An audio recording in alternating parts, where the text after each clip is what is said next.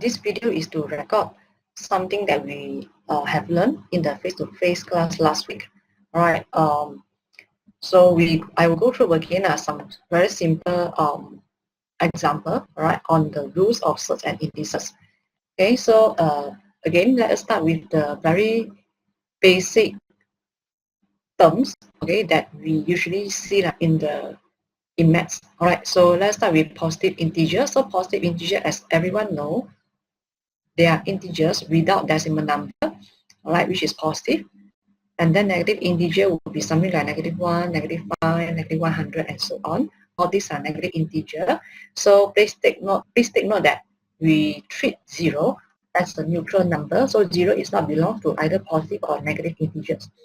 All right, so let's continue with rational numbers. So rational numbers are the numbers that you can express it in fraction form. So as example, 2/3. Okay, so will be a rational number. 7/5 will be a rational number. 22/7 will be a rational number. And therefore, all the integers are also rational numbers, such as 3. Because 3, you can express it become 3/1. It is a fraction, right? So it is a rational number. Okay, or let's say maybe I'm having negative 10/1. Okay, so all these are rational numbers. So irrational number, what is the meaning of irrational number? Irrational number means that when you write out or when you press the calculator for a particular value, right, or for a particular symbol, you'll get a very long decimal answer. And the long decimal answer, right, they are not recurring. Not recurring means that they are not repeated. So as an example, if you press square root 2 in calculator, they will actually give you a very long value. All right, so that is one of the irrational number, like square root 3 also, and then pi, and then e power 1. So when you press calculator for all these value, right, you'll see that the decimal number shown in calculator is very, very long. Okay, so we call it as irrational number. Okay, so how about 1/3? Because when you press calculator for 1/3, it is 0.33333. It is also a very long decimal number, right? Okay, but because we call this as recurring, recurring means that the numbers are repeated.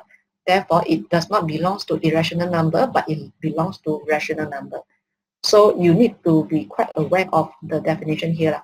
All right. Okay. So all the rational and irrational number, they make up the real number. So real number means all the numbers that exist in the world. Okay. The opposite meaning of real number will be complex number. All right. So for complex number, that means the number does not exist in the world. So as example, when you have square root -4, okay, when you press calculator, they will give you a math error. Right, so this considered as complex number. So real number means all the numbers that we learned so far, we call them as real numbers. Okay, so all these are some very basic things about the numbers.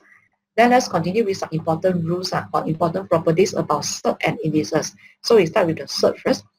Okay, surd are the number left in root form, okay, square root, okay, or maybe cube root, okay, sometimes also can, to express it is exact value. So this word you need to highlight because in A-level exam, you will see very often that some of the questions they actually asking for exact value in your answer. So that means when they ask for exact value in the answer, right, you have to express your answer in the surd form or maybe in the pi form. All right, you cannot express it in decimal place or decimal numbers. Okay, and then it has an infinite number of non-recurring decimal. Therefore, surds are irrational numbers. So the surds there are some surds which is they are irrational number like surd 2, surd 3, and so on. Okay, so there are a few rules of surds that you need to know. And we covered this in face-to-face class before, but I actually changed a little bit of the question for some of the questions. So if let's say you realize that there's some changes here, you just add on, okay, to the notes that you get. Okay, so as an example, if let's say rule number 1, you are having square root of 2 numbers multiply with each other under a surd. All right, so you can actually separate them, become 2 different surds. So surd A multiply with surd B. This is a basic rule that you need to know. Okay, so usually when you want to try to simplify or maybe to apply the rule here, right? Usually I will tell students, if can, you can try to link the numbers that you want to simplify with you by using the number. So square number means 1 square you get 1, 2 square you get 4, 3 square you get 9, 4 square you get 16, 5 square you have 25, and so on, right? So all these I call them as square numbers. Okay, so as an example, if I want to simplify square root 18, so you will use calculator to simplify it, but if let's say I don't want you to use calculator, I want you to use the concept that you have here, then 18, try to link it with the square number here. So I realized that 9 is related to 18, so I can write it become 9 times 2. Okay, so when you have 9 times 2, then you can separate it because square root 9 multiplied with square root 2, and therefore you have 3 square root 2. Alright, so I believe that you learned this before. Okay, so just a reminder or maybe a revision, refresher course for you, right, to refresh your knowledge before. Okay, so how about simplify square root 12 times square root 3? So there are many ways for you to do that. If I want to apply this formula in a reverse way, okay, so you're having cert something multiplied with cert something, right? You can combine them, become cert 12 times 3, and then you're having cert 36, and therefore you get an answer which is a 6. Okay, so this is how we use this rule. Okay, so if let's say you in part number 1 you apply it in this direction, for part number 2 you apply it in the opposite direction, okay, in the reverse way. Okay, so you need to know all this, how to apply it correctly. Okay, then now you have a look for rule number 2. So for rule number 2 is when you're having a question with a cert form, you can split them also into 2 different cert, one on top, one at the bottom. Okay, so as example, I'm having square root 12 over 121. So to simplify, maybe you can split it become square root 12 over square root 121. Okay, so again, square root 12, I want to simplify, I will make it become 4 times 3. So again, 4 is a square number, right? And then divided by square root 121 straight away, I will get a 11. So what's the value that you get for square root 4? So square root 4, you get a 2. So therefore, you have 2 square root 3 over 11. Okay, so I'm trying to apply all the things that I learned just now and then combine this question. All right, then next one, I'm having square root 3 times square root 5 divided by square root 15. So on top, I will want to combine these two together first. When I combine that, it will become square root 15 divided by square root 15. And after that, you can straight away simplify it, become 1. Okay, this is very straightforward. Okay, then now we go to rule number 3. So when you're having rule number 3, right? Okay, so if you are having the cert form with a constant in front, plus or minus another cert form with another constant in front, please take note on the plus and minus, only plus and minus, not multiply. Okay, so when you're having a plus and minus, you can treat the cert form as an apple and then you add them together or you minus each other. So as an example, when you're having 5 square root 6 plus 4 square root 6, what do you have here? You can treat it as an apple, so 5 apple plus 4 apple. So how many apples you have? 9. All right, then you just rewrite again, which is 9 square root 6. Yeah. All right, then how about for part 2? Okay, so for part 2, this one you need to apply some maths knowledge before you simplify it. Okay, so you need to multiply terms by terms. Square root 2 multiply with square root 2, you get a 2. Square root 2 multiply with this, you have negative 10. Okay, so square root 2 multiply with negative square root 3, you have negative square root 6. Okay, and then after that, you go to the second term, square root 5 times square root 2, you get square root 10. So square root 5 times this, you have negative 5. And then this multiply with this, you have plus or minus square root 15. Okay, then after that, I use another color, maybe the blue color one. Now I go for the cert 3, okay? Cert 3 multiply with cert 2, what do you get? You have positive cert 6. Okay, cert 3 multiply with this. The second term, you will have negative square root 15. Same thing happened here. Multiply, you have negative 3. Okay, so once you explain everything in detail already, then only you start to simplify it. Okay, so how can we simplify? This one, negative cert 10 plus cert 10, you can cancel off. Negative cert 6 plus cert 6 also can cancel off. All right, so you're having 2 times of negative 15. So you can write out as negative 2, 15, square root 15. Then all the numbers, you just group them together. All right, so 2 minus 5 minus 3, you get negative 6. So this is how we simplify the bracket here. Okay, right, then let's continue to part D. Okay, so for part D, generally in exam, especially for A-level exam, if your answer is something like this, actually they will not prefer you to leave your answer like this. When you have a cert form under the denominator, they will actually want you to make it disappear or change it into other patterns.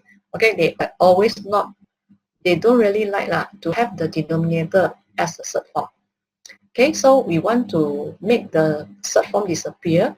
Generally, the process, we call it as rationalize the denominator. Okay, so how can we rationalize the denominator? You just look at the cert form that you have, okay, at the denominator, then you just multiply them both on top and bottom, then you can simplify them separately. Okay, so as an example, 1 over square root 3. This is the pattern that we don't like. So you want to rationalize it, you multiply with cert 3 and cert 3. Okay, so you just look at the denominator, cert 3 multiply with cert 3. What do you get? You get 3. Then on top, 1 multiply with cert 3, you get cert 3. Okay, so if you want to check, you press calculator, square root 3 divided by 3, you get a value, and you compare it with 1 over square root 3. So these two will give you the same value, just that the pattern looks different only. Okay, so for the original pattern, we don't like because the denominator got cert form. So we usually will want to rationalize it. Okay, all right. Then for the second part, also the same thing. If you're having cert 2 as a denominator, then you want to rationalize it, you multiply it with square root 2 and square root 2, both on top and bottom. Yeah, all right. Then if you continue from here, then you have 2 cert 2. Then the bottom part you have 3 times 2 because cert 2 times cert 2 you get a 2, right? So 3 times 2. And again, you will see that you're able to cancel off the answer. And eventually, what do you get? You get square root 2 over 3.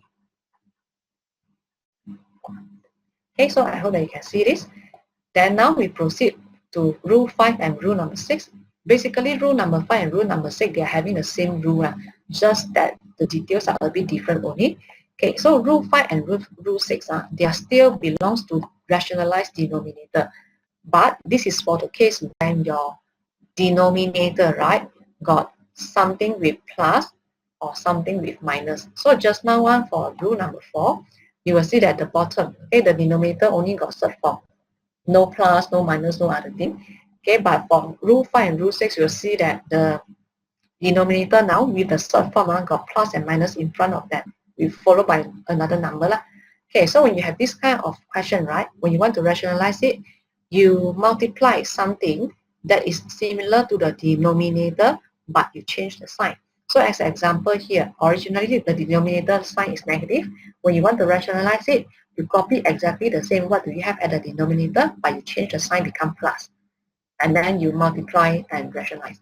Okay, so as an example, I'm having 3 over 2 square root 2 minus square root 2.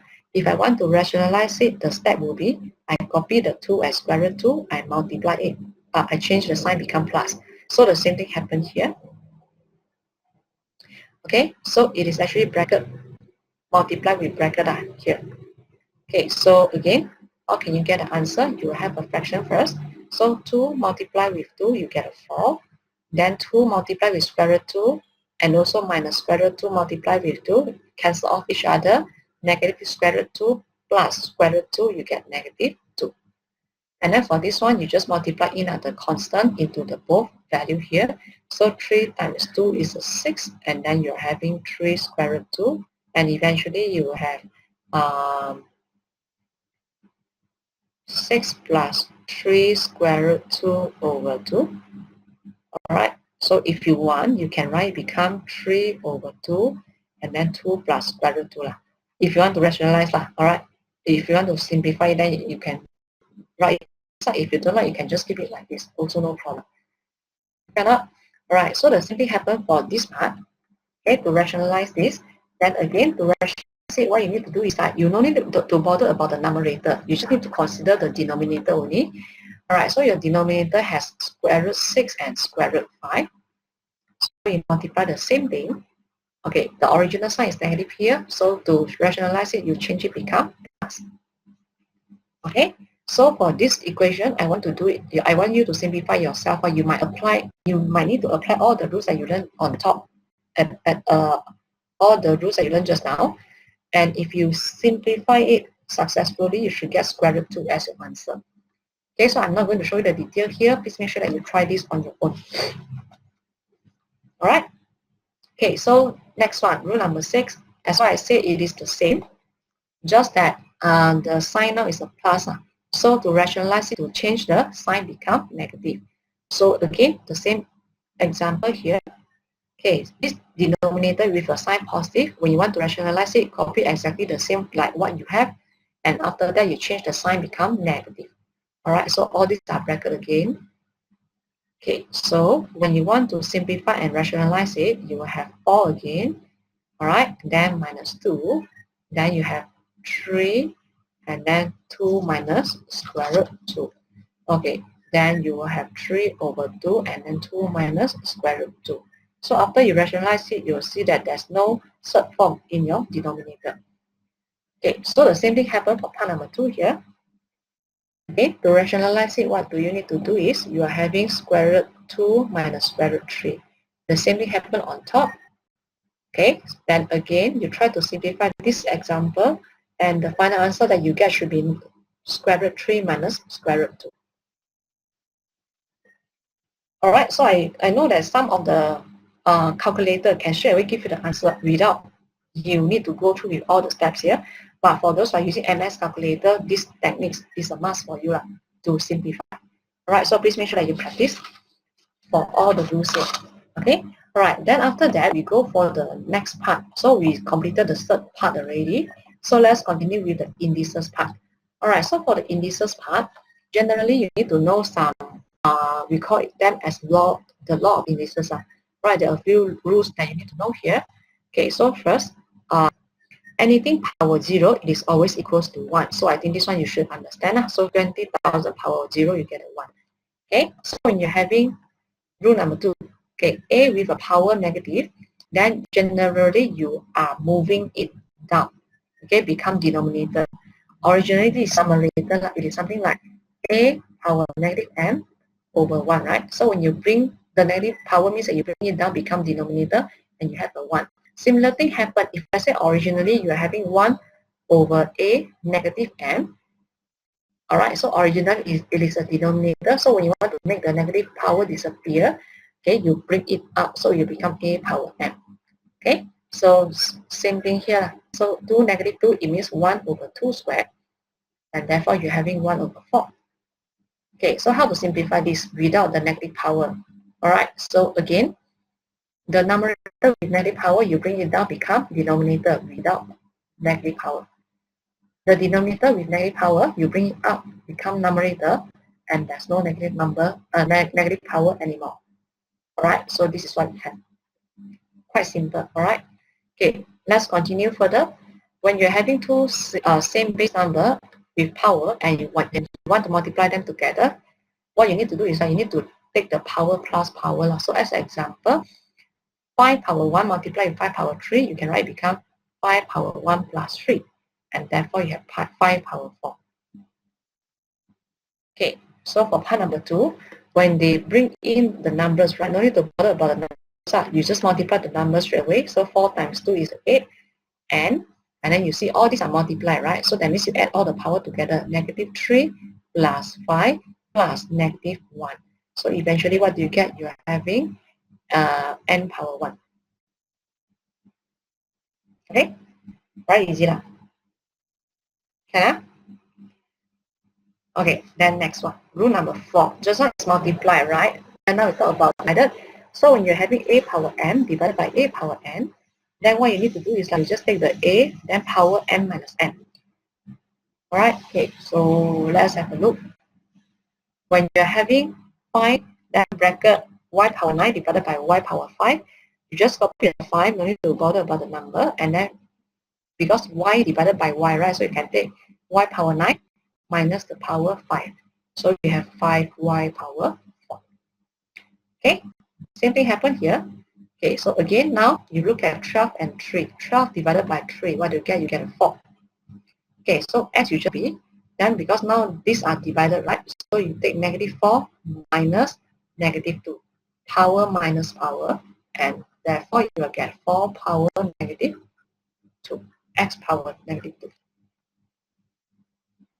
Okay, alright, so this is rule number 4. All these are quite basic, so you should know about it. Then now we talk about rule number 5.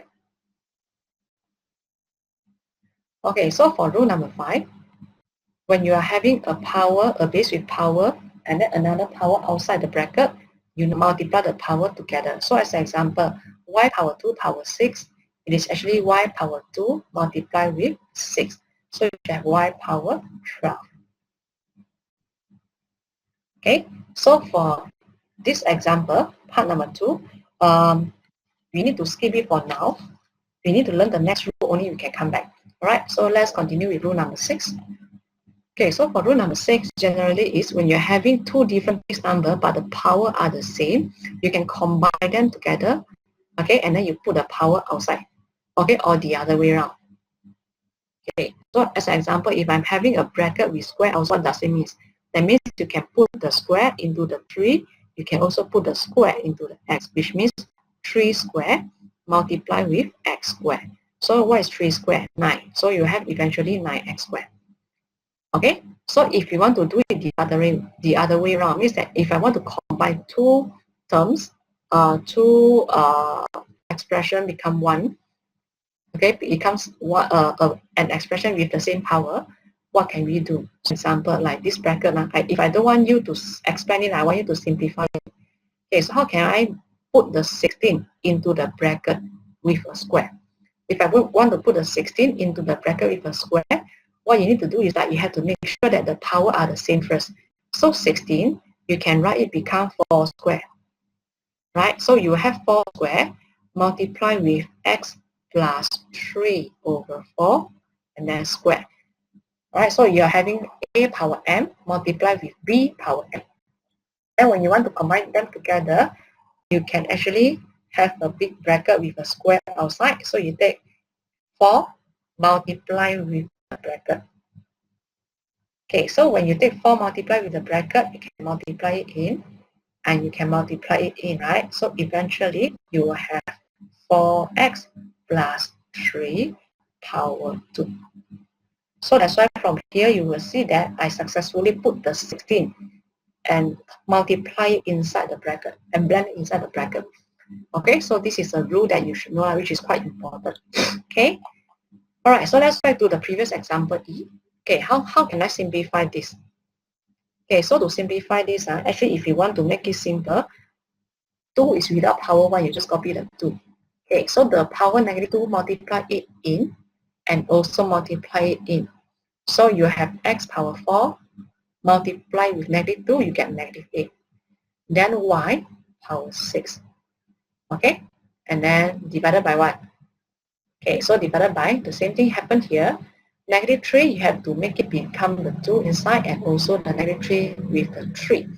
So you will have 2 power negative 3, x power negative 9, and then y power 5. If I look at my fraction here, the base number are 3 only. There are 3 base number, 2, x, and y. Therefore, I want to use the rule that we learned just now also. Okay, so this is divided, right? Fraction means divide. So 2 power 1 divided by 2 power negative 3 means that 1 power minus power. 1 minus negative 3. Okay, then now I copy the x. On top you have negative 8. Bottom you have negative 9. That means negative 8. X power negative 8 divided by x power negative 9. So you have to minus the power. So you take negative 8 minus the power. Same thing happened for the y here. So 6 minus 5. When you try to simplify, you have 2 power 4, x power 1, and also y power 1. Okay, so what do we have? Okay, you can expand the 2 power 4 here. So eventually you have 16xy.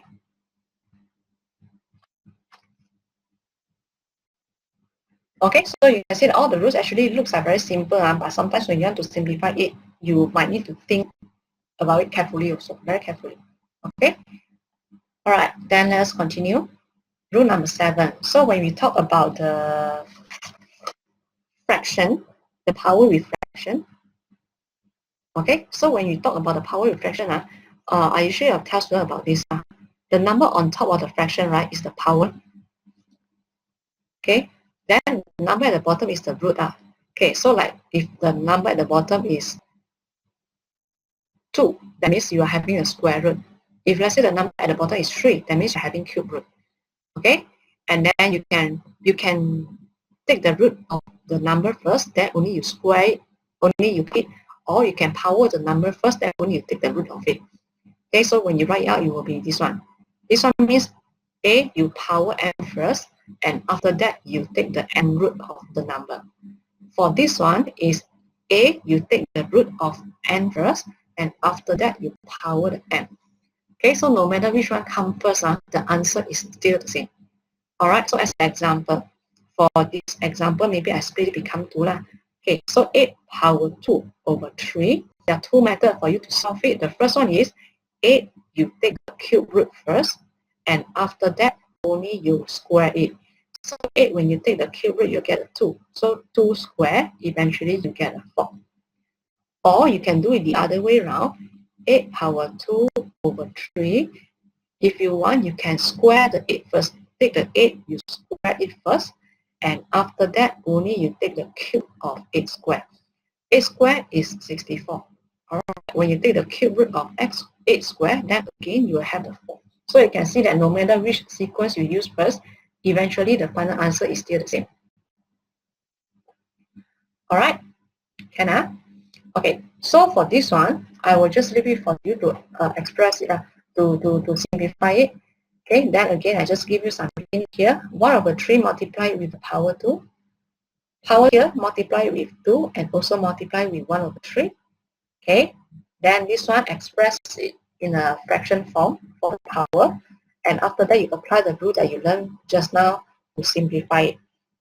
Okay, so for this example, if you didn't do any careless mistake, you should get 4y power negative 1 over 6. If I didn't do any careless mistake, so this is the answer that I get. Okay, then we come to the very last rule already. Okay, so for the very last rule, it is very similar to the apple case just now. So if you're having b power x, okay, in front got maybe I have some constant and then with plus and minus sign, then generally you can add them together or minus each other.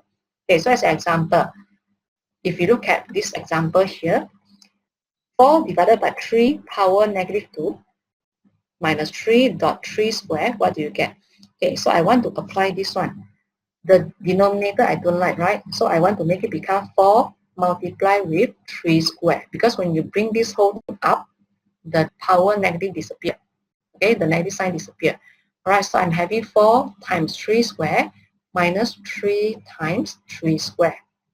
Okay, so what I do here is I will assume it is like 4 apple minus 3 apples. I hope that you can see it. And then you're having the answer which is apple, which is 3 square, and it is equals to 2. Okay, similar thing happened here. 1 over x power 5, you can make it become x power negative 5, and it is 1. Then plus 7 x power negative 5. So you're having 1 apple, 7 apples, and eventually you get 8 apples. So when you rewrite it again, it will become 8 power x 8x power negative 5. Alright, so this is what we have for all the simple rules of surds and indices. Okay, so it will not be asked in the exam, but in most of the steps and solution, you might need to use it to simplify your answer. Okay, alright, so this is what we have for our video for today.